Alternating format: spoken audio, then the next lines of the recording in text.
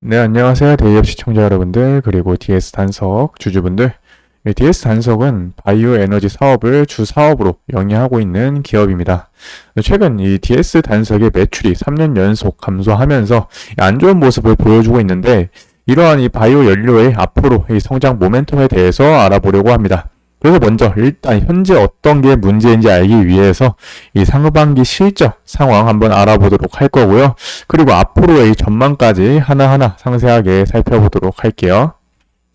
먼저 DS 단석은 이 전체 매출원이 일단 바이오 에너지, 배터리 리사이클, 그리고 플라스틱 리사이클 이렇게 세 가지 분야로 나눠져 있고요. 이 중 이제 가장 문제가 되는 부분이 이 주사업 부분인 이 바이오 에너지입니다.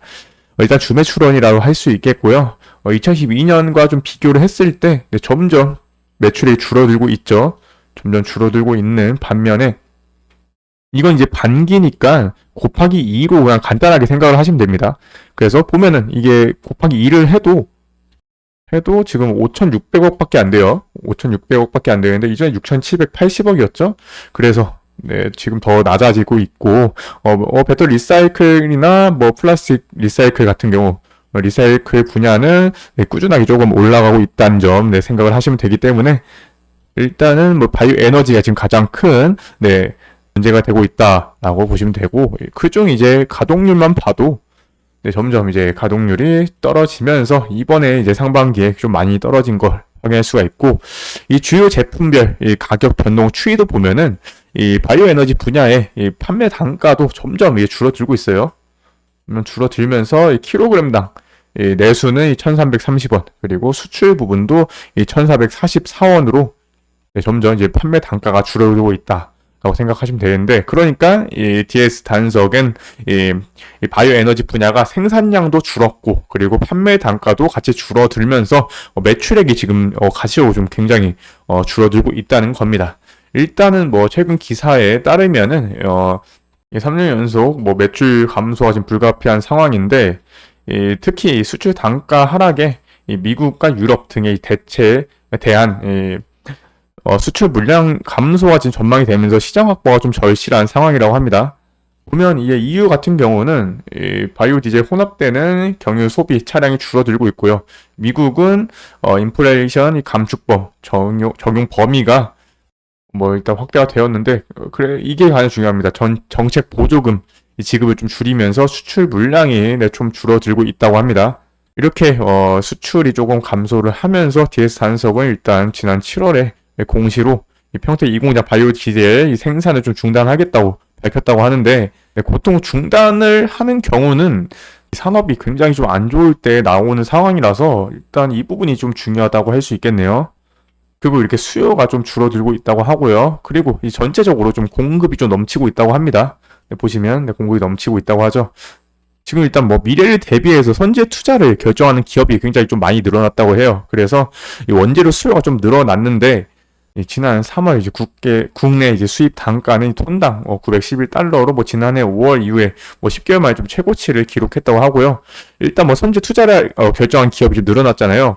그래서 이제 공급이 조금 많은 상황인데 이 바이오 디젤 같은 경우는 이 정유 업계와 다르게 또 이제 대규모 원재료 좀 저장고를 갖추고 있지 않고 있습니다.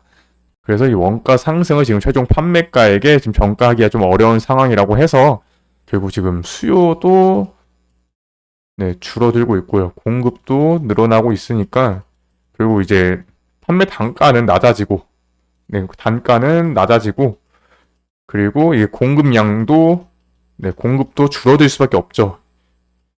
이러한 부분이 지금 맞물리면서 결국 매출 실적이 굉장히 좀 안 좋게 나왔다라고 보시면 되겠고요. 그래서 손익 계산서를 조금 보면은 네, 매출액이 줄었고 근데 이제 매출 원가가 그대로예요.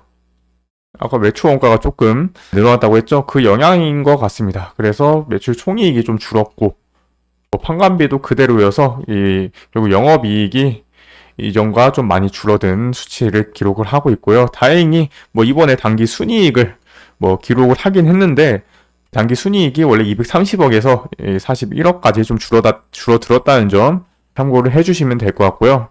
그런데 이제 우리는 이제 본질적인 걸 좀 생각을 하셔야 됩니다. 탄소 중립은 지금 이제 전 세계적으로 반드시 이루어야 할 이 과제로 생각을 하고 있는 만큼 지금 당장 그 중요성이 좀 떨어진다고 해도 그에 따른 정책은 계속되고 있죠. 일단 이 국내 같은 경우는 이 휘발유 경유 등 이 기존 석유 제품을 사용할 내연기관 차량이나 뭐 선박, 항공기의 이산화탄소를 줄이기 위해서는 결국 이 바이오 연료 혼합률을 높이거나 뭐 사용량을 좀 확대하지 않으면 2050년까지 지금 탄소 중립을 하겠다고 뭐 목표로 달성한 나라가 굉장히 많습니다. 우리나라를 비롯해서. 그래서 이런 달성을 좀 어렵게 만들 가능성이 크다고 해요. 이것 때문에 지금 정부는 친환경 바이오 연료 보급 확대를 위해 이 신재생 에너지 연료 혼합 의무 제도라고 해서 뭐 RFS라고 하거든요. 네, 그걸 도입된 후에 5%였던 이 바이오 디젤 혼합률 목표를 지금 2030년에 8%까지 확대하겠다라고 목표를 지금 제시하고 있는 상황이고요. 그리고 이 바이오 연료 의무 혼합 제도를 바이오 항공유랑 이 선박유를 포함을 좀 검토를 하고 있다고 해요.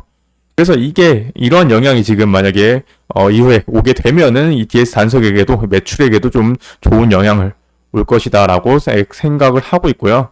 무엇보다 이 저번 달 이슈죠. 보시면 이 부분입니다. 이 부분인데 이 유럽연합 그러니까 EU가 이 중국산 이 바이오 디젤의 최고 36.4% 반덤핑 관세를 부과한다고 이제 저번 달 이제 말쯤에 기사가 나왔었습니다. 이 중국 업체들은 지난해 2023년이죠. 2023년에 EU에 180만 톤의 가량을 거의 바이오 디젤을 수출했고 그게 이제 중국의 전체 수출량의 90%를 차지할 정도로 굉장히 좀 많은 양이었다고 해요.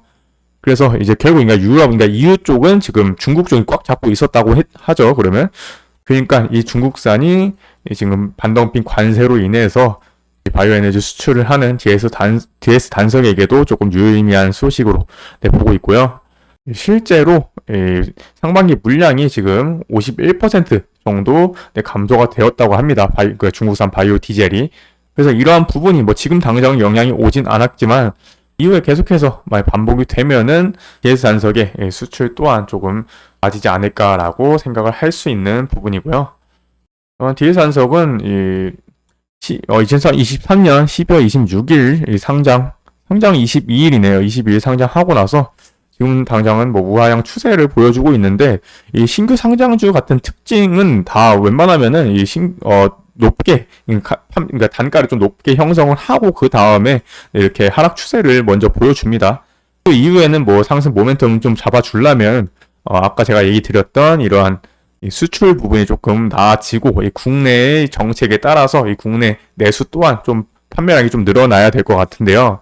부분이 지금 당장은 단기적으로 봤을 땐 조금 힘든 부분이 있습니다. 그래서 결국 이 탄소 중립은 50년까지 계속해서 노력을 해야 되니까 그중에서 이 바이오 디젤은 포기할 수 없는 분야이기도 하고요. 그래서 DS 단석 이후에 계속해서 한번 체크를 해보도록 하겠습니다.